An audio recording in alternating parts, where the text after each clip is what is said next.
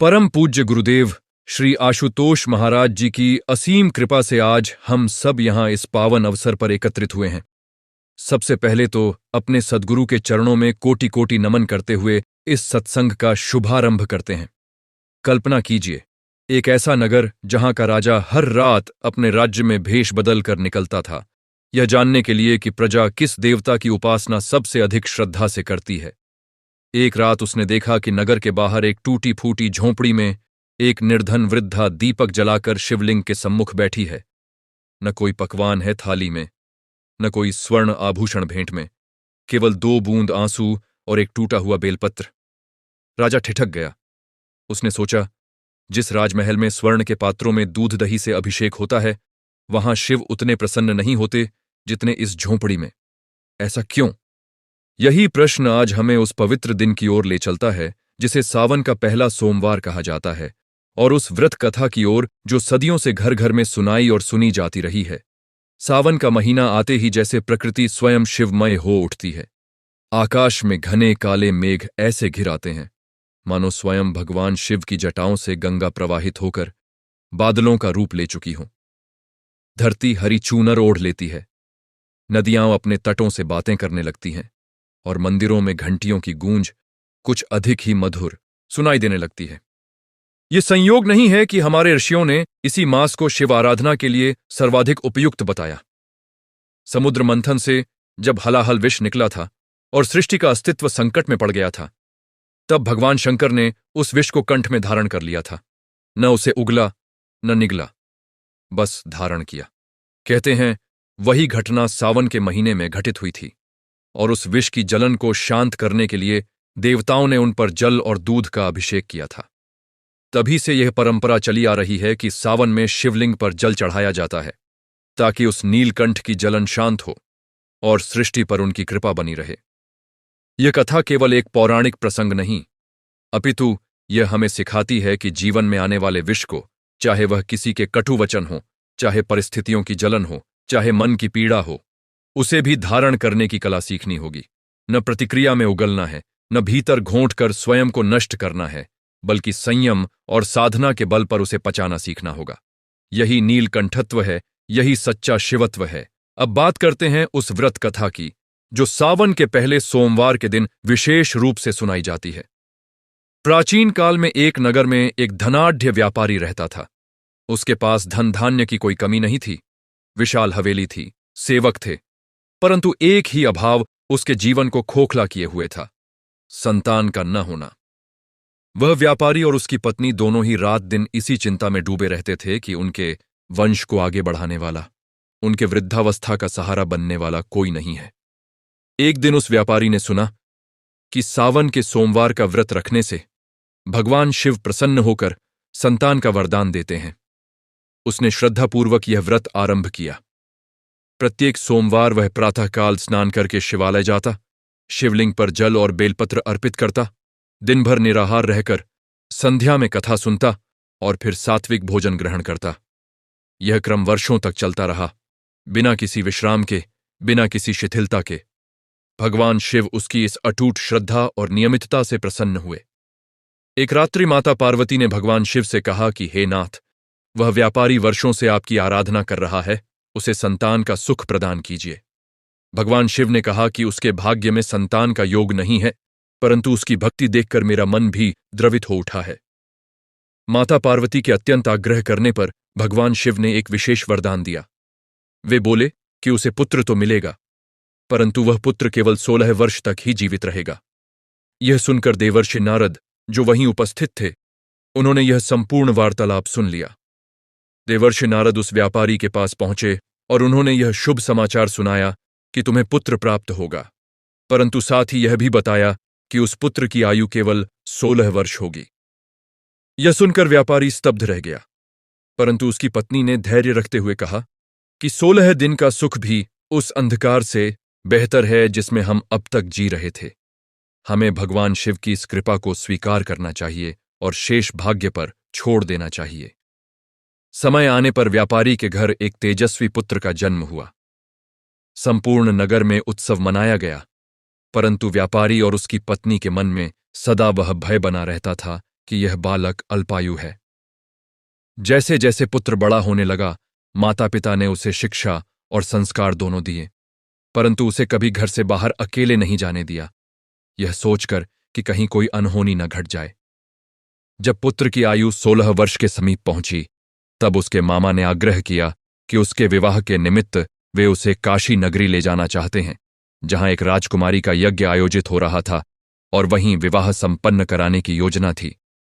माता पिता का हृदय कांप उठा, परंतु पुत्र के भविष्य के मोह में और मामा के आग्रह पर उन्होंने अनुमति दे दी। साथ ही यह भी कहा कि मार्ग में जहां भी शिव मंदिर मिले वहां अवश्य रुककर पूजा विधि पूर्वक शिव पूजन करते, कथा सुनते और तथा आगे बढ़ते चलते चलते वे उस नगर में पहुंचे जहां राजकुमारी का विवाह यज्ञ चल रहा था। संयोगवश उसी दिन उस बालक का विवाह भी उसी राजकुमारी से निश्चित हो गया, क्योंकि राजा ने प्रतिज्ञा की थी कि जो भी योग्य वर द्वार पर आएगा उसी से पुत्री का विवाह होगा। विवाह की रस्में संपन्न हुईं, परंतु ठीक उसी समय जब वह बालक विवाह मंडप में बैठा था, उसकी आयु के 16 वर्ष पूर्ण हो रहे थे। नियति के अनुसार यम के दूत उसके प्राण हरने के लिए वहां पहुंचे, परंतु उन्होंने देखा कि उस बालक का शरीर शिव कृपा से उत्पन्न विशेष तेज से आवृत है, और उसके साथ साथ उसने जिस निष्ठा से मार्ग में शिव पूजन किया था, उस पुण्य प्रताप के कारण यमदूत उसके निकट भी नहीं जा सके। वे भयभीत होकर यमराज के पास लौट गए और सारा वृत्तांत सुनाया। यमराज स्वयं वहां पहुंचे और उन्होंने देखा कि साक्षात भगवान शिव और माता पार्वती वहां उपस्थित हैं, उस बालक की रक्षा कर रहे हैं। यमराज ने विनम्रतापूर्वक निवेदन किया कि हे प्रभु, मृत्यु तो सृष्टि का शाश्वत नियम है, इसे तो टाला नहीं जा सकता। तब भगवान शिव ने कहा कि नियम अवश्य शाश्वत है, परंतु भक्ति का प्रताप उस नियम से भी बड़ा है। इस बालक ने और इसके माता पिता ने जिस अटूट श्रद्धा से सोमवार का व्रत रखा और मार्ग में भी शिव आराधना का त्याग नहीं किया, उस पुण्य ने इसकी आयु को शतायु में परिवर्तित कर दिया है। यमराज ने शिव आज्ञा को शीश झुकाकर स्वीकार किया और लौट गए। वह बालक अपनी नवविवाहिता पत्नी सहित सकुशल घर लौटा। माता पिता ने जब अपने पुत्र को जीवित और विवाहित देखा तो उनका हर्ष असीम था, और उन्होंने समझा कि यह सब उस सोमवार व्रत की महिमा है जिसे उन्होंने वर्षों तक निष्ठापूर्वक निभाया था। यह कथा सुनने में भले ही एक चमत्कारिक आख्यान प्रतीत हो, परंतु इसके भीतर जो गूढ़ संकेत छिपा है, उसे समझे बिना यह कथा केवल एक कहानी बनकर रह जाएगी। यह कथा हमें बताती है कि नियति के लिखे को पूर्णतः निरस्त नहीं किया जा सकता, परंतु सच्ची साधना, निरंतर भक्ति और निष्ठा उस नियति की दिशा और उसके परिणामों को अवश्य परिवर्तित कर सकती है। जिस प्रकार उस बालक ने प्रत्येक परिस्थिति में, चाहे यात्रा हो चाहे विवाह का उत्सव, अपनी साधना को कभी बाधित नहीं होने दिया, उसी प्रकार साधक को भी जीवन के प्रत्येक क्षण में, चाहे सुख हो चाहे दुख, चाहे उत्सव हो चाहे संकट, अपनी साधना की डोर को कभी ढीला नहीं पड़ने देना चाहिए। यही निरंतरता, यही अविचल निष्ठा है जो साधक को असंभव को भी संभव बनाने की शक्ति प्रदान करती है। अब यहां एक प्रश्न स्वाभाविक रूप से उठता है कि क्या केवल जल चढ़ाने और उपवास रखने मात्र से जीवन के संकट टल जाते हैं? इस प्रश्न का उत्तर हमें उस परम पूज्य सद्गुरुदेव सतगुरु आशुतोष महाराज जी के दिव्य ज्ञान से प्राप्त होता है, जिनकी कृपा से आज दिव्य ज्योति जागृति संस्थान का यह मिशन देश विदेश में लाखों जिज्ञासुओं को उस परम तत्व से जोड़ रहा है। गुरुदेव सदा समझाते थे कि बाह्य पूजा पाठ, व्रत, उपवास ये सभी साधन हैं, साध्य नहीं। यह जल जो हम शिवलिंग पर अर्पित करते हैं, वह वास्तव में हमारे भीतर के अहंकार, हमारी वासनाओं और हमारी विकृतियों को धोने का प्रतीक है। यदि हम केवल बाह्य जल चढ़ाते रहें और भीतर का अहंकार, भीतर की ईर्ष्या, भीतर का द्वेष ज्यों का त्यों बना रहे, तो वह पूजा अधूरी रह जाती है। सच्चा सोमवार व्रत वही है जिसमें साधक अपने मन को संयमित करे, अपनी इंद्रियों पर नियंत्रण साधे और अपने भीतर उस शिव तत्व को, उस निराकार ब्रह्म को जागृत करने का प्रयास करे जो प्रत्येक प्राणी के भीतर वास कर रहा है। हमारे शास्त्रों में कहा गया है, ओम त्र्यंबकम यजामहे सुगंधिम पुष्टिवर्धनम उर्वारुकमिव बंधनान मृत्योर्मुक्षीय मामृतात्। इस महामृत्युंजय मंत्र का भावार्थ यही है कि हम उन त्रिनेत्रधारी भगवान शिव की उपासना करते हैं जो समस्त सृष्टि को सुगंधित और पुष्ट करने वाले हैं, और जिस प्रकार पका हुआ फल अपने वृंत के बंधन से सहज ही मुक्त हो जाता है, उसी प्रकार हमें भी मृत्यु के बंधन से, संसार के मायाजाल से मुक्ति प्रदान करें। परंतु यह ध्यान देने योग्य है कि यहां जिस अमृतत्व की बात कही गई है, वह स्थूल शरीर का अमृतत्व नहीं है। स्थूल शरीर तो नश्वर है, इसे एक दिन नष्ट होना ही है। यहां जिस अमृतत्व की बात हो रही है, वह हमारी आत्मा के उस मूल स्वरूप का बोध है जो न कभी जन्मता है न कभी मरता है, जो सदा से अजर अमर है। इसी बोध को हमारे सद्गुरुदेव ब्रह्मज्ञान कहते हैं। पौराणिक कथाओं में अनेक स्थानों पर हमें यह भाव मिलता है कि साधक जब पूर्ण श्रद्धा और समर्पण से गुरु कृपा प्राप्त करता है, तब वह मृत्युंजय बन जाता है, अर्थात मृत्यु के भय से सदा के लिए मुक्त हो जाता है। संत कबीरदास जी ने भी इसी भाव को अपनी वाणी में इस प्रकार व्यक्त किया। गुरु गोविंद दो खड़े, काके लागू पाए बलिहारी, गुरु आपने गोविंद दियो बताए। कबीरदास जी कहते हैं कि यदि गुरु और गोविंद दोनों साथ खड़े हों तो सर्वप्रथम मैं गुरु के चरण स्पर्श करूंगा, क्योंकि गुरु ने ही मुझे उस परमात्मा का बोध कराया, उस परमात्मा को पहचानने की दृष्टि प्रदान की। यही महिमा है सच्चे सद्गुरु की, जो साधक को केवल बाह्य कर्मकांड में उलझाए नहीं रखते, अपितु उसे उस परम सत्य से साक्षात्कार कराते हैं जो प्रत्येक क्रियाकांड का मूल उद्देश्य है। आज के युग में जहां मनुष्य भौतिक साधनों में इतना उलझ चुका है कि उसे अपनी आत्मा के वास्तविक स्वरूप का बोध ही नहीं रह गया, वहां परम पूज्य सद्गुरु आशुतोष महाराज जी का यह दिव्य ज्ञान का मिशन एक दीपस्तंभ के समान कार्य कर रहा है। गुरुदेव सदा कहा करते थे कि व्रत, उपवास, तीर्थयात्रा ये सब मनुष्य को संयम और श्रद्धा सिखाने के प्रारंभिक साधन हैं, परंतु अंतिम लक्ष्य तो आत्म साक्षात्कार ही है। जब तक साधक को यह ज्ञान प्राप्त नहीं होता कि उसके भीतर कौन बैठा है, वह किस शक्ति से देखता है, किस शक्ति से सुनता है, किस शक्ति से श्वास लेता है, तब तक वह चाहे कितने भी व्रत रख ले, चाहे कितनी भी तीर्थयात्राएं कर ले, उसकी आत्मिक प्यास शांत नहीं होती। आज दिव्य ज्योति जागृति संस्थान के माध्यम से लाखों साधक इसी ब्रह्मज्ञान की दीक्षा प्राप्त कर अपने जीवन को सार्थक बना रहे हैं। यह गुरुदेव की उसी करुणा का प्रत्यक्ष प्रमाण है जो आज भी समाधि अवस्था में रहते हुए भी सूक्ष्म रूप से अपने प्रत्येक शिष्य के जीवन का मार्गदर्शन कर रही है। सावन के इस पवित्र सोमवार पर हमें उस व्यापारी और उसके पुत्र की कथा से एक और मार्मिक शिक्षा मिलती है। वह है धैर्य और समर्पण की शिक्षा। जब देवर्षि नारद ने व्यापारी को यह अशुभ समाचार सुनाया कि उसके पुत्र की आयु केवल 16 वर्ष होगी, तब यदि व्यापारी और उसकी पत्नी विलाप करते, भाग्य को कोसते, तो शायद वह पुत्र उतने वर्ष भी सुखपूर्वक न जी पाता। परंतु उन्होंने उस परिस्थिति को स्वीकार किया, भगवान की इच्छा के आगे समर्पण किया, और जो समय उन्हें मिला उसका सर्वोत्तम सदुपयोग किया, अपने पुत्र को संस्कारवान बनाया, उसे साधना का मार्ग दिखाया। यही भाव भगवद्गीता में भी भगवान श्री कृष्ण ने अर्जुन को समझाया है। कर्मण्येवाधिकारस्ते मां फलेषु कदाचन, अर्थात हे अर्जुन, तेरा अधिकार केवल कर्म करने में है, उसके फल में कदापि नहीं। जो साधक इस भाव को आत्मसात कर लेता है, वह जीवन के प्रत्येक संकट में स्थिरचित्त रहता है, न सुख में अत्यधिक हर्षित होता है, न दुख में विचलित। गोस्वामी तुलसीदास जी ने रामचरितमानस में भी इसी भाव को बड़े सुंदर ढंग से प्रस्तुत किया है। होई ही सोई जो राम रचि राखा, को करी तर्क बढ़ावै साखा, अर्थात जो कुछ भगवान राम ने पहले से रच रखा है वही होगा, व्यर्थ का तर्क करके शाखाएं बढ़ाने से क्या लाभ। यह भाव हमें निराशावादी नहीं बनाता, अपितु यह हमें सिखाता है कि हमें अपना कर्तव्य, अपनी साधना, अपनी भक्ति निरंतर करते रहना चाहिए और शेष परिणाम को उस सर्वशक्तिमान परमात्मा पर छोड़ देना चाहिए। जिस प्रकार उस बालक के माता पिता ने अपनी साधना कभी नहीं छोड़ी, उसी प्रकार हमें भी अपने जीवन के प्रत्येक सोमवार को, प्रत्येक दिन को साधनामय बनाना चाहिए। एक और दृष्टि से देखें तो सावन का सोमवार व्रत हमें प्रकृति और परमात्मा के बीच के अटूट संबंध का भी बोध कराता है। जब सावन में वर्षा होती है तो धरती की प्यास बुझती है, फसलें लहलहाने लगती हैं, समस्त जीव जंतु नवजीवन का अनुभव करते हैं। ठीक इसी प्रकार जब साधक की भीतर की आध्यात्मिक प्यास बुझती है, तब उसके जीवन में भी एक नवीन चेतना का, एक नए उल्लास का संचार होता है। भगवान शिव को जल अत्यंत प्रिय है, क्योंकि जल शीतलता का, शांति का, प्रवाह का प्रतीक है।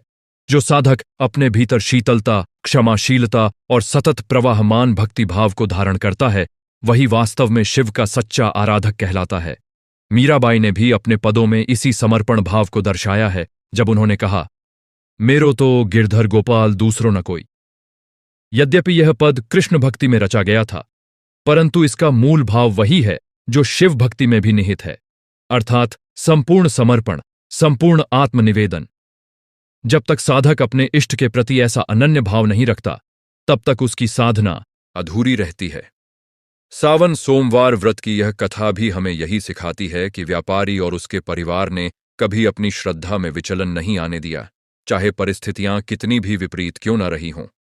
सूरदास जी ने भी अपनी भक्तिवाणी में परमात्मा के प्रति उस अटूट प्रेम को दर्शाया है जो किसी बाधा से टूटता नहीं। सूरदास जी का यह भाव कि प्रभु से मिलन के मार्ग में चाहे कितनी भी बाधाएं आए, सच्चा भक्त कभी पीछे नहीं हटता, ये हमें भी प्रेरित करता है कि जीवन के सावन में जब चारों ओर घने बादल छाए हों, जब मार्ग कठिन प्रतीत हो रहा हो, तब भी हमें अपनी साधना की डोर को थामे रखना चाहिए। गुरु नानक देव जी ने भी अपनी वाणी में यही उपदेश दिया कि नाम स्मरण और सत्कर्म ही मनुष्य जीवन का वास्तविक सार है। बाह्य आडंबर से परमात्मा प्रसन्न होते हैं सच्चे हृदय की पुकार से। अब यहाँ यह प्रश्न भी विचारणीय है कि आखिर उस बालक की आयु 16 से बढ़कर शतायु कैसे हो गई? क्या यह केवल शिव जी की कृपा मात्र थी या इसमें कोई गूढ़ रहस्य छिपा है? सद्गुरुदेव आशुतोष महाराज जी के दिव्य प्रवचनों में यह स्पष्ट किया गया है कि जब साधक निरंतर निष्काम भाव से बिना किसी स्वार्थ के अपनी साधना करता है, तो उसके संचित कर्मों की गति ही परिवर्तित हो जाती है। यह कोई चमत्कार नहीं, अपितु एक सूक्ष्म वैज्ञानिक प्रक्रिया है जिसमें साधक के भीतर की ऊर्जा इतनी शुद्ध और सशक्त हो जाती है कि वह प्रारब्ध कर्मों के प्रभाव को भी न्यून कर सकती है।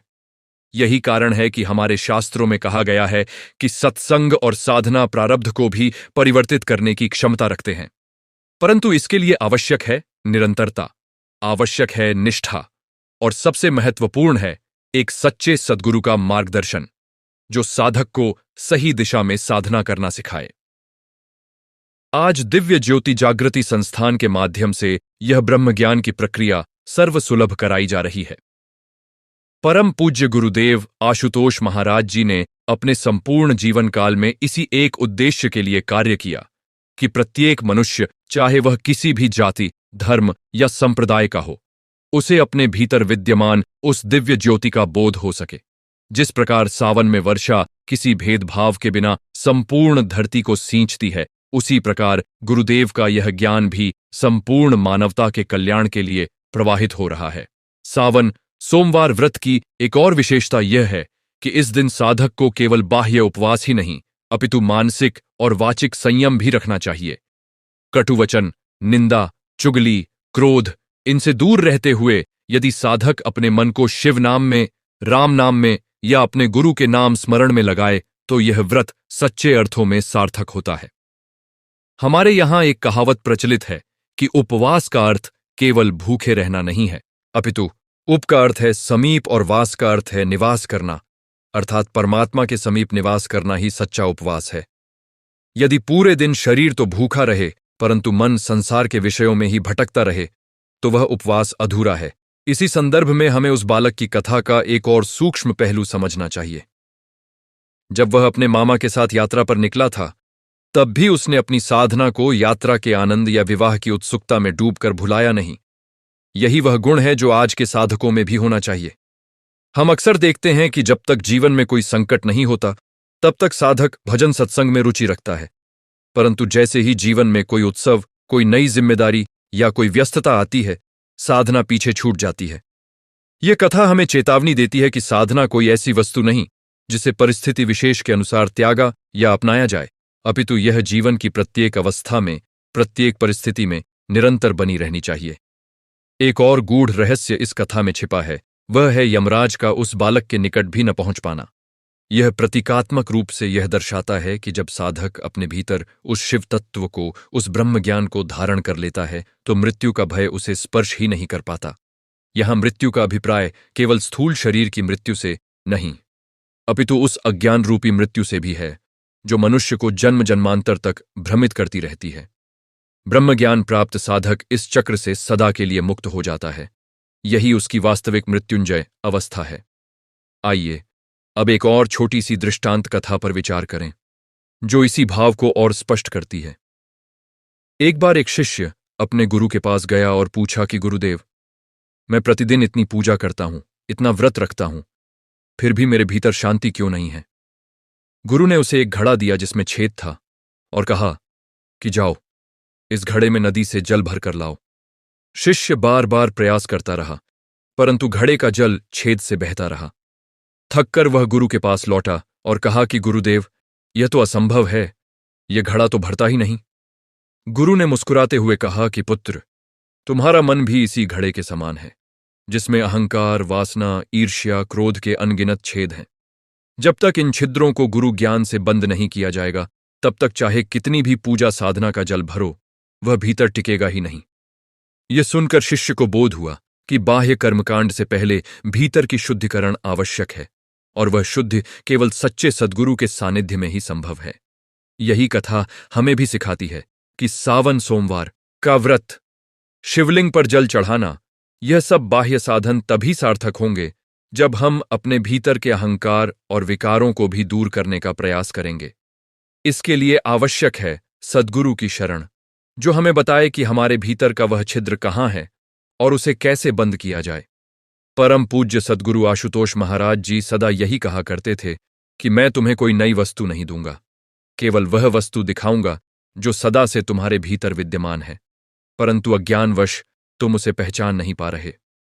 यहां यह भी स्मरण करना उपयुक्त होगा कि सावन के इस महीने का नाम ही श्रवण नक्षत्र से जुड़ा हुआ है, और श्रवण शब्द का एक अर्थ है सुनना। हमारे यहां एक अत्यंत मार्मिक आख्यान प्रचलित है, श्रवण कुमार की कथा, जो इसी सावन मास से जुड़ी हुई मानी जाती है। श्रवण कुमार के माता पिता दोनों नेत्रहीन थे और वे तीर्थ यात्रा पर जाना चाहते थे। श्रवण कुमार ने एक कांवड़ बनाई, उसके दोनों छोरों पर टोकरियां बांधी, अपने माता पिता को उन टोकरियों में बिठाया और अपने कंधों पर उठाकर पैदल ही तीर्थ यात्रा पर निकल पड़ा। मार्ग में अनेक कठिनाइयां आईं, धूप थी, पत्थरीले रास्ते थे, थकान थी, परंतु श्रवण कुमार ने कभी अपने माता पिता की सेवा में कोई कमी नहीं आने दी।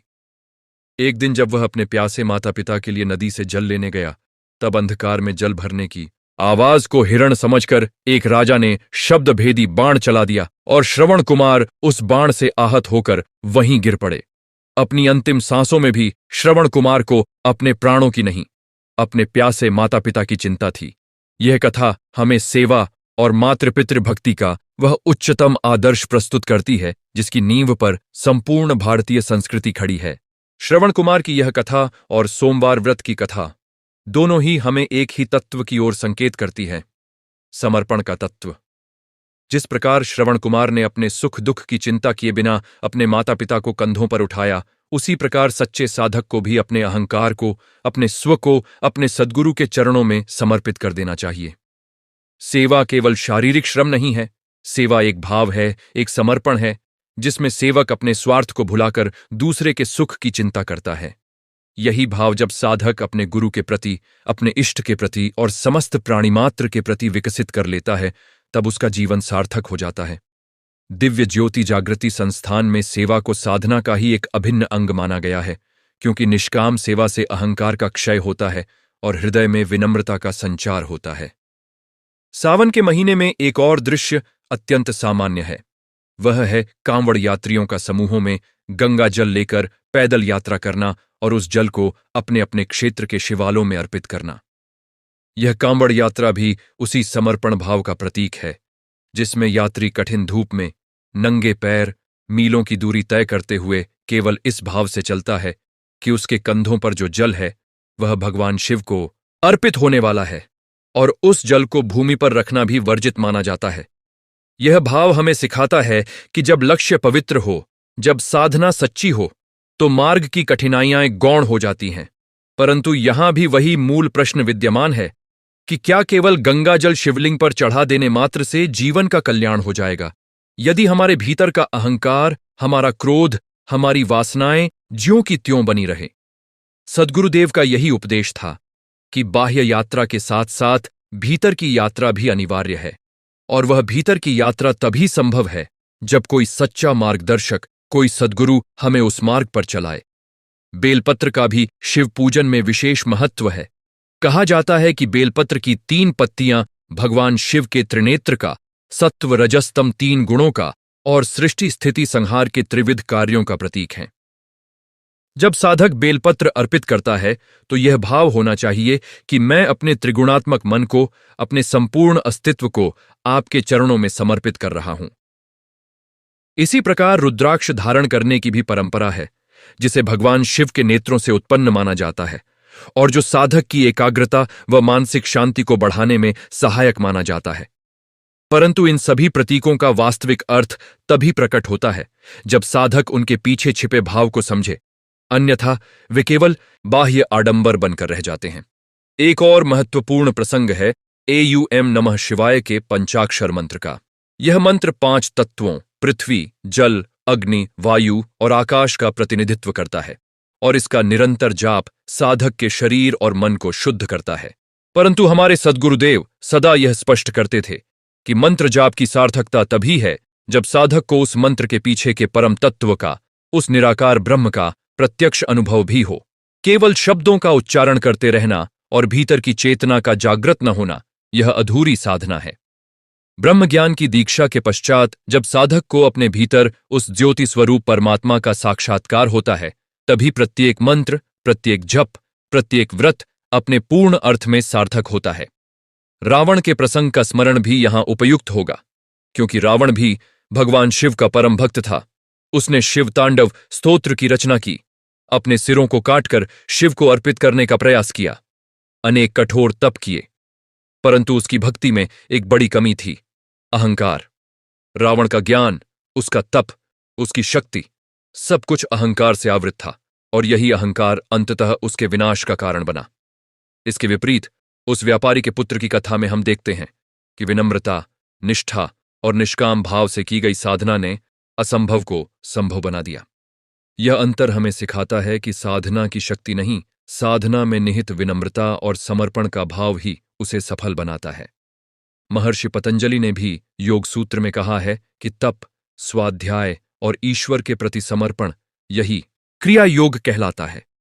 सावन सोमवार व्रत भी वस्तुतः इसी क्रिया योग का एक सरल रूप है, जिसमें उपवास द्वारा तप होता है, कथा श्रवण द्वारा स्वाध्याय होता है और शिव पूजन द्वारा ईश्वर के प्रति समर्पण व्यक्त होता है। परंतु जैसा कि हमने बार बार दोहराया है, इन सभी बाह्य क्रियाओं की पूर्णता तभी है जब साधक को अपने गुरु से वह ब्रह्म ज्ञान प्राप्त हो जो उसे उसके वास्तविक स्वरूप का बोध कराए। इस संपूर्ण चर्चा में एक बात बार बार उभर कर आती है कि बाह्य साधन, चाहे वे कितने भी उत्तम क्यों न हों, अपने आप में अंतिम लक्ष्य नहीं हैं, वे केवल उस अंतिम लक्ष्य तक पहुंचने की सीढ़ियां हैं। जिस प्रकार एक विद्यार्थी पुस्तकें पढ़ता है ताकि परीक्षा में सफल हो सके, परंतु यदि वह केवल पुस्तकें पढ़ता रहे और परीक्षा में कभी न बैठे तो उसका अध्ययन अधूरा रह जाता है। ठीक उसी प्रकार यदि साधक केवल व्रत, उपवास, पूजा पाठ में ही उलझा रहे और उस परम तत्व, उस ब्रह्म का साक्षात्कार करने का प्रयास ही न करे, तो उसकी साधना भी अधूरी रह जाती है। परम पूज्य सद्गुरुदेव आशुतोष महाराज जी का संपूर्ण जीवन इसी बात के लिए समर्पित रहा कि वे मनुष्य को इस अंतिम परीक्षा में, अर्थात आत्म साक्षात्कार में सफल होने का मार्ग दिखाए। आज भले ही गुरुदेव समाधि अवस्था में हैं, परंतु उनका यह मिशन, उनकी यह करुणा धारा निरंतर प्रवाहित हो रही है और लाखों साधक इस ब्रह्म ज्ञान की दीक्षा प्राप्त कर अपने जीवन को धन्य बना रहे हैं। एक शिष्य ने एक बार अपने गुरु से प्रश्न किया कि गुरुदेव, क्या केवल सोमवार का व्रत रखने से ही शिवजी प्रसन्न होते हैं या सप्ताह के अन्य दिनों में की गई साधना निष्फल हो जाती है?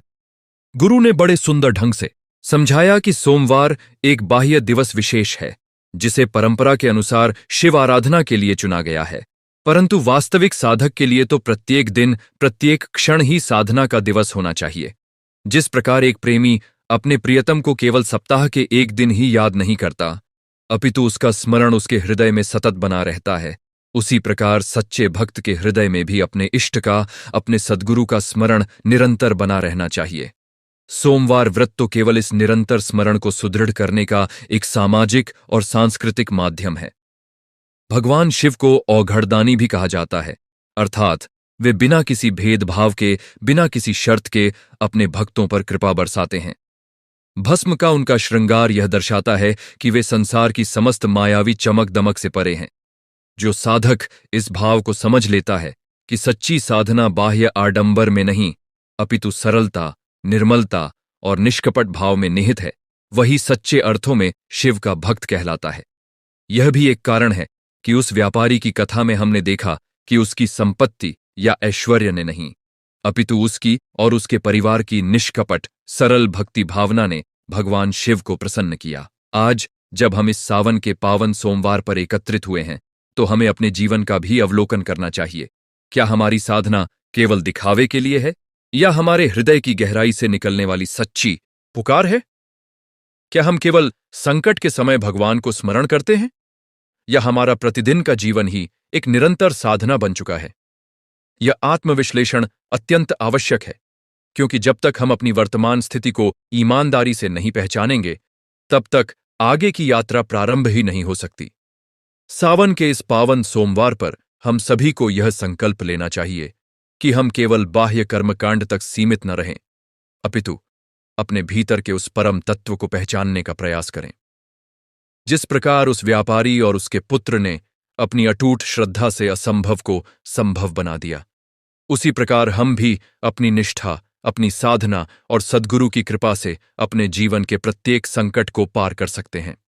आइए इस सावन में हम संकल्प लें कि प्रत्येक सोमवार को हम न केवल शिवलिंग पर जल अर्पित करेंगे, अपितु अपने मन को भी शुद्ध और संयमित रखने का प्रयास करेंगे, अपनी वाणी में मधुरता रखेंगे, अपने आचरण में संयम रखेंगे और सद्गुरु के बताए हुए मार्ग पर निरंतर चलते हुए उस ब्रह्म ज्ञान की प्राप्ति का प्रयास करेंगे जो हमारे जीवन का वास्तविक लक्ष्य है। सावन के महीने में आने वाले प्रत्येक सोमवार का अपना विशेष महत्व है और परंपरागत रूप से यह माना जाता है कि जो साधक संपूर्ण सावन मास में सभी सोमवार का व्रत श्रद्धापूर्वक निभाता है, उसे विशेष फल की प्राप्ति होती है। पहला सोमवार नए संकल्प का प्रतीक माना जाता है। जिस प्रकार वर्षा ऋतु के आगमन के साथ धरती नवजीवन धारण करती है, उसी प्रकार साधक भी इस पहले सोमवार से अपने जीवन में एक नई साधना यात्रा का संकल्प लेता है। यह संकल्प केवल एक दिन का उपवास नहीं, अपितु संपूर्ण मास तक, और यदि साधक चाहे तो संपूर्ण जीवन तक निभाई जाने वाली एक निष्ठा है। जिस प्रकार एक बीज को अंकुरित होने के लिए निरंतर जल और देखभाल चाहिए, उसी प्रकार साधना के बीज को भी निरंतरता चाहिए। केवल एक दिन के उत्साह से वह फलित नहीं होता। हमारे यहां यह भी कहा गया है कि जो भी कार्य श्रद्धा और विश्वास के साथ किया जाए वह अवश्य फलदायी होता है, परंतु यदि वही कार्य संदेह और अविश्वास के साथ किया जाए तो उसका फल क्षीण हो जाता है। भगवद गीता में भी कहा गया है, श्रद्धावान लभते ज्ञानम, अर्थात श्रद्धावान पुरुष ही ज्ञान को प्राप्त करता है। यह श्रद्धा अंधविश्वास नहीं है, यह वह दृढ़ विश्वास है जो साधक के अनुभव और उसके गुरु के प्रति समर्पण से उत्पन्न होता है। जब साधक अपने सद्गुरु के वचनों पर, उनके द्वारा बताए गए मार्ग पर पूर्ण श्रद्धा रखता है, तभी वह उस मार्ग पर दृढ़तापूर्वक चल पाता है, अन्यथा प्रत्येक कठिनाई पर उसका विश्वास डगमगा जाता है। एक और सुंदर प्रसंग हमारे शास्त्रों में मिलता है, कर्मनाशा नदी का, जिसके विषय में मान्यता है कि इसके जल का स्पर्श मात्र भी पुण्य कर्मों को नष्ट कर देता है। इसीलिए यात्री इस नदी को बिना स्पर्श किए दूर से ही प्रणाम करके आगे बढ़ जाते थे। यह प्रतीकात्मक कथा हमें यह सिखाती है कि जीवन में कुछ ऐसी परिस्थितियां, कुछ ऐसी संगतियां होती हैं जो हमारे संचित पुण्य को, हमारी वर्षों की साधना को भी क्षण भर में नष्ट कर सकती हैं। इसलिए साधक को सदैव सजग रहना चाहिए कि वह किस संगति में है, किन विचारों को अपने मन में स्थान दे रहा है। सावन सोमवार का व्रत भी यही सिखाता है कि बाह्य संयम के साथ साथ मानसिक सजगता भी अनिवार्य है। परम पूज्य सद्गुरुदेव आशुतोष महाराज जी अपने प्रवचनों में अक्सर यह दृष्टांत दिया करते थे कि जीवन एक यात्रा है और इस यात्रा में गुरु वह सारथी है जो हमें सही मार्ग दिखाता है। जिस प्रकार महाभारत के युद्ध में अर्जुन के पास श्रेष्ठतम अस्त्र शस्त्र थे, परंतु जब तक भगवान श्री कृष्ण स्वयं उसके सारथी नहीं बने, तब तक अर्जुन का मनोबल स्थिर नहीं हो सका। उसी प्रकार साधक के पास चाहे कितनी भी बाह्य साधन सामग्री हो, जब तक कोई सच्चा सद्गुरु उसका मार्गदर्शन नहीं करता, तब तक वह जीवन संग्राम में विजयी नहीं हो सकता। यही कारण है कि हमारे शास्त्रों में गुरु को साक्षात परब्रह्म के समान माना गया है, क्योंकि गुरु ही वह माध्यम है जिसके द्वारा साधक उस निराकार परमात्मा से जुड़ पाता है। आज के इस भौतिकवादी युग में, जहां मनुष्य धन, पद और प्रतिष्ठा की दौड़ में इतना व्यस्त हो चुका है कि उसे अपने भीतर झांकने का अवसर ही नहीं मिलता, वहां सावन सोमवार जैसे पर्व हमें रुककर, ठहरकर अपने भीतर की यात्रा पर विचार करने का अवसर प्रदान करते हैं। यह दिन हमें स्मरण कराता है कि भौतिक उपलब्धियां चाहे कितनी भी बड़ी क्यों न हों, वे क्षणभंगुर हैं, वे नश्वर हैं, परंतु आत्मा का वह मूल स्वरूप, वह ब्रह्मज्ञान शाश्वत है, अविनाशी है। जो साधक इस भेद को समझ लेता है, वह संसार में रहते हुए भी संसार से अलिप्त रहकर अपना जीवन व्यतीत करता है। जिस प्रकार कमल जल में उगकर भी जल से अलिप्त रहता है, इस अवसर पर हमें उन असंख्य साधकों का भी स्मरण करना चाहिए जो आज दिव्य ज्योति जागृति संस्थान के माध्यम से इस ब्रह्म ज्ञान की साधना में निरंतर प्रगति कर रहे हैं। वे साधक जो कभी जीवन की समस्याओं से हताश थे, आज गुरुदेव की कृपा और उनके बताए हुए मार्ग पर चलकर आत्मिक शांति का अनुभव कर रहे हैं। यह कोई काल्पनिक बात नहीं, अपितु देश विदेश में स्थापित संस्थान की शाखाओं में प्रतिदिन होने वाले सत्संग और साधना शिविरों में यह प्रत्यक्ष रूप से देखा जा सकता है। यह सब उसी करुणा का, उसी दिव्य ज्योति का प्रकाश है जो गुरुदेव ने प्रज्वलित की थी और जो आज भी अनवरत रूप से प्रकाशमान है।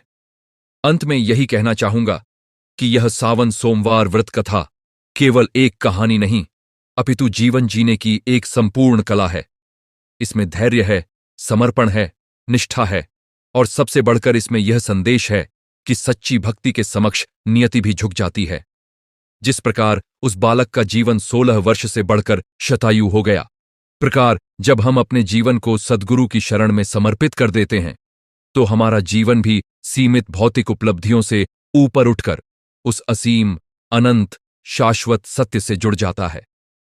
यही सावन के इस पावन सोमवार का और इस व्रत कथा का सच्चा संदेश है। हर हर महादेव। एक और अत्यंत महत्वपूर्ण प्रश्न हमारे सम्मुख आता है कि आखिर हमें यह ब्रह्म ज्ञान कहां से, कैसे प्राप्त हो? क्या यह पुस्तकें पढ़ने से मिल जाएगा? क्या यह अकेले बैठकर ध्यान लगाने से स्वतः प्रकट हो जाएगा?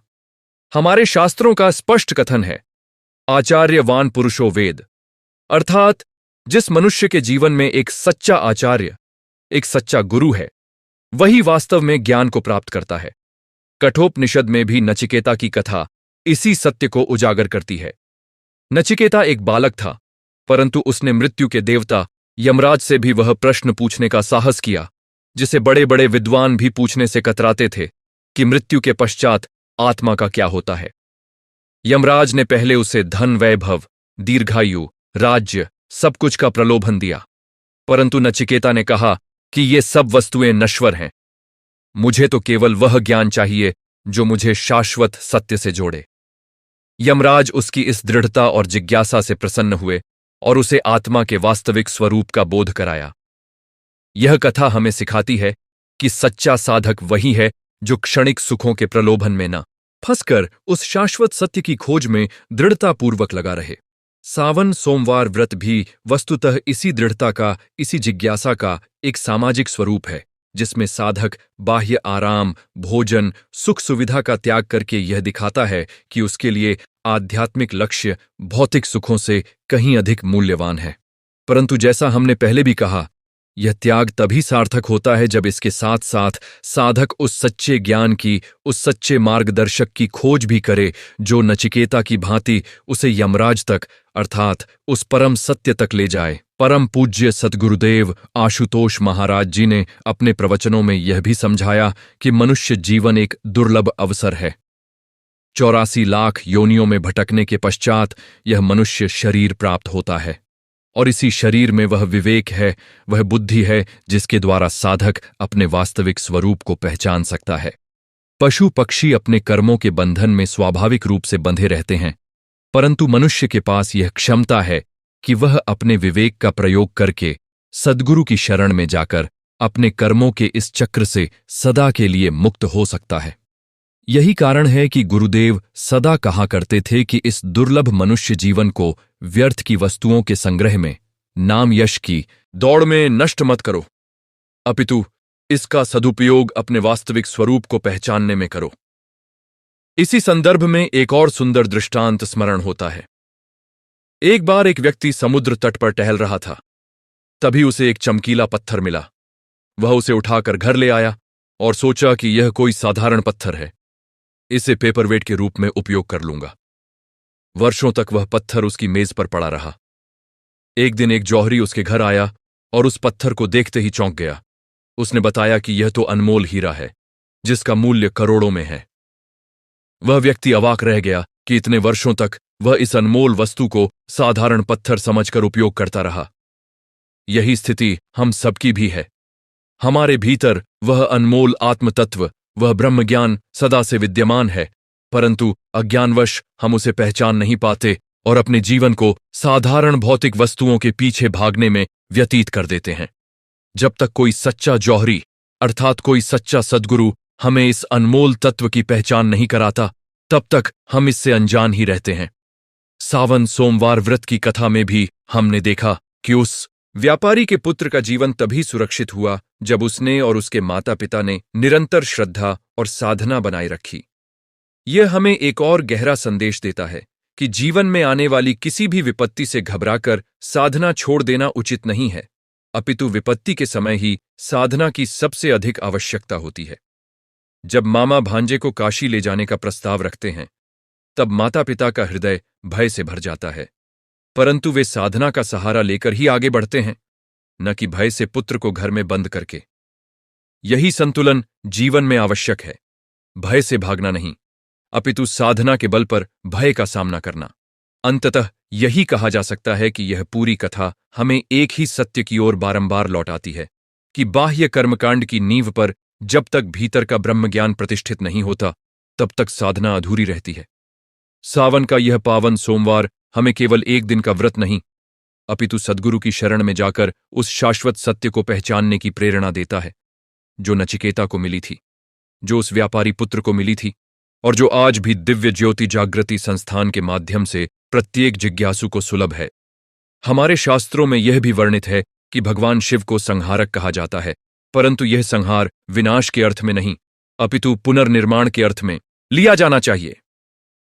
जिस प्रकार पुराने जीर्ण वृक्ष को काटकर नया पौधा रोपा जाता है, उसी प्रकार भगवान शिव भी हमारे भीतर के जीर्ण शीर्ण संस्कारों का, हमारी पुरानी नकारात्मक आदतों का संहार करके एक नए शुद्ध जीवन का सूत्रपात करते हैं। जो साधक श्रद्धापूर्वक शिव आराधना करता है, वह वास्तव में अपने भीतर के उस पुराने अहंकारी और वासनाग्रस्त स्वरूप के विसर्जन की ओर एक नए विनम्र ज्ञानवान स्वरूप के निर्माण की प्रार्थना कर रहा होता है। इसी कारण शिव को महादेव भी कहा जाता है, अर्थात देवों के भी देव, क्योंकि वे साधक को केवल भौतिक वरदान ही नहीं देते, अपितु उसके आंतरिक कायाकल्प का मार्ग भी प्रशस्त करते हैं। संत ज्ञानेश्वर महाराज ने भी अपनी वाणी में इसी परिवर्तन की महिमा का वर्णन किया है कि जब साधक सद्गुरु की कृपा से आत्मज्ञान को प्राप्त करता है, तो उसका संपूर्ण जीवन ऐसे परिवर्तित हो जाता है जैसे लोहा पारस के स्पर्श से स्वर्ण में परिवर्तित हो जाता है। यह उपमा अत्यंत सार्थक है, क्योंकि लोहा अपने मूल स्वरूप में स्वयं को कभी स्वर्ण नहीं बना सकता, चाहे वह कितना भी प्रयास कर ले। उसे पारस के स्पर्श की आवश्यकता अनिवार्य रूप से पड़ती है। ठीक इसी प्रकार साधक चाहे कितने भी व्रत रख ले, कितनी भी तपस्या कर ले, परंतु सद्गुरु की कृपा दृष्टि के बिना उसका आंतरिक कायाकल्प संभव नहीं है। यही कारण है कि हमारे संत सदा गुरु कृपा की महिमा का गुणगान करते रहे हैं, न कि केवल अपने स्वयं के प्रयासों का। अब हम विचार करते हैं उस प्रश्न पर जो प्रायः साधकों के मन में उठता रहता है कि जब भगवान सर्वव्यापी हैं, जब वे कण कण में विद्यमान हैं, तो फिर हमें किसी मूर्ति के सम्मुख, किसी शिवलिंग के सम्मुख जाकर पूजा करने की आवश्यकता ही क्यों है? इस प्रश्न का समाधान करते हुए हमारे सद्गुरुदेव समझाते थे कि यह सत्य है कि परमात्मा सर्वव्यापी है, परंतु जिस प्रकार सूर्य का प्रकाश संपूर्ण आकाश में व्याप्त होते हुए भी हम उसे सीधे आंखों से देख नहीं पाते, उसे देखने के लिए हमें किसी माध्यम की, किसी दर्पण या किसी विशेष उपकरण की आवश्यकता होती है, उसी प्रकार उस निराकार सर्वव्यापी परमात्मा का अनुभव करने के लिए भी साधक को प्रारंभिक अवस्था में किसी साकार माध्यम की, किसी प्रतीक की आवश्यकता होती है। शिवलिंग, मूर्ति, यह सब उसी माध्यम के रूप हैं जो साधक के बिखरे हुए मन को एकाग्र करने में सहायता करते हैं। परंतु यह भी स्मरण रखना चाहिए कि यह मूर्ति पूजा एक प्रारंभिक सीढ़ी मात्र है। अंतिम लक्ष्य तो उस निराकार तत्व का प्रत्यक्ष साक्षात्कार ही है जिसे गुरुदेव ब्रह्मज्ञान कहते थे। इसी प्रसंग में हमें संत तुलसीदास जी की एक और चौपाई का स्मरण होता है, जिसमें उन्होंने कहा है कि बिना गुरु ज्ञान नहीं होता। यह बात संपूर्ण भारतीय अध्यात्म परंपरा में सर्वमान्य रही है। चाहे शैव परंपरा हो, चाहे वैष्णव परंपरा, चाहे सिख परंपरा, चाहे संत परंपरा, सभी में गुरु की महिमा को सर्वोच्च स्थान दिया गया है। हमारे सद्गुरुदेव आशुतोष महाराज जी ने भी अपने संपूर्ण जीवन काल में यही संदेश दिया कि चाहे तुम किसी भी संप्रदाय से जुड़े हो, चाहे तुम्हारी पूजा पद्धति कोई भी हो, अंततः तुम्हें एक सच्चे सद्गुरु की आवश्यकता अवश्य पड़ेगी, जो तुम्हें उस अंतिम सत्य तक पहुंचाए। यही कारण है कि दिव्य ज्योति जागृति संस्थान में आने वाला प्रत्येक साधक, चाहे वह किसी भी जाति, धर्म, संप्रदाय से हो, इस ब्रह्म ज्ञान की दीक्षा में समान रूप से अधिकारी माना जाता है, क्योंकि यह ज्ञान किसी संप्रदाय विशेष की संपत्ति नहीं, अपितु संपूर्ण मानवता की साझी विरासत है। अब हम इस चर्चा को एक और दिशा में आगे बढ़ाते हैं। वह है सावन के महीने में मनाए जाने वाले अन्य पर्वों और उनके साथ इस व्रत कथा के संबंध की। सावन मास में ही नाग पंचमी का पर्व भी आता है, जिसमें भगवान शिव के गले में लिपटे नागों की पूजा की जाती है। यह नाग वस्तुतः कुंडलिनी शक्ति के प्रतीक माने जाते हैं, जो साधक की रीढ़ के मूल में सुप्त अवस्था में स्थित रहती है। जब साधक की साधना परिपक्व होती है, तब यही सुप्त शक्ति जागृत होकर ऊर्ध्वगामी होती है और साधक को उच्चतम आध्यात्मिक अनुभूतियां प्राप्त होती हैं। भगवान शिव के गले में लिपटे नाग यह दर्शाते हैं कि जिस साधक ने अपनी इस सुप्त शक्ति को जागृत कर लिया है, वह शिव के समान ही उस शक्ति को नियंत्रित रखने में सक्षम हो जाता है, न कि वह शक्ति उसे नियंत्रित करती है।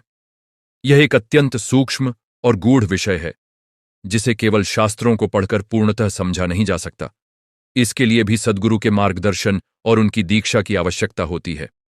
सावन सोमवार व्रत कथा के इस विस्तृत विवेचन के पश्चात अब हम इसे समेटते हुए यह कहना चाहेंगे कि यह कथा, यह पर्व, यह संपूर्ण परंपरा हमें एक ही दिशा की ओर इंगित करती है, आत्म साक्षात्कार की दिशा। बाह्य व्रत, बाह्य पूजा, बाह्य कथा श्रवण, ये सब उस दिशा में उठाए गए प्रथम चरण हैं, परंतु यात्रा तभी पूर्ण होती है जब साधक अंतिम मंजिल तक, अर्थात उस निराकार ब्रह्म के प्रत्यक्ष अनुभव तक पहुंचता है। परम पूज्य सद्गुरुदेव आशुतोष महाराज जी की कृपा से आज लाखों साधक इस मंजिल की ओर अग्रसर हो रहे हैं और यही इस संपूर्ण मिशन की सार्थकता है। जो भी साधक इस सावन सोमवार के पावन अवसर पर अपने जीवन में सच्ची साधना का संकल्प लेना चाहते हैं, उन्हें चाहिए कि वे केवल बाह्य कर्मकांड तक सीमित न रहकर एक सच्चे सद्गुरु की शरण में जाकर उस ब्रह्म ज्ञान की खोज करें, जो उनके जीवन को वास्तविक अर्थों में धन्य बना सके। हर हर महादेव। ओम नमः शिवाय।